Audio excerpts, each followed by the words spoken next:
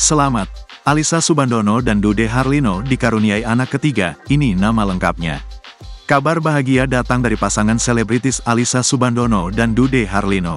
Alyssa Soebandono dan Dude Harlino telah dikarunia anak ketiga yang berjenis kelamin perempuan pada Senin, tanggal 22 April tahun 2024. Diketahui, sebelumnya Alyssa Soebandono dan Dude Harlino telah dikaruniai dua anak laki-laki bernama Muhammad Dirgantara Ariendra Harlino dan Malik Mahendra Harlino. Melalui akun Instagram pribadinya, aktris yang kerap disapa Icha itu mengunggah foto bayi mungilnya dengan sentuhan tangannya dan sang suami.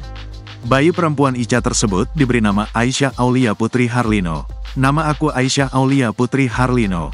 Panggilan aku Lia, tulis Icha, dikutip dari Instagram @icha_soebandono.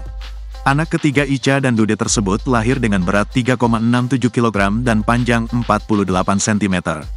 Aku terlahir dengan berat 3,67 kg dan panjang 48 cm. Icha lantas memohon doa kepada publik untuk kesehatannya dan juga sang buah hati. Tak lupa, Icha meminta doa untuk sang suami dan juga kedua putranya. Mohon doanya agar aku dan bunda sehat-sehat ya.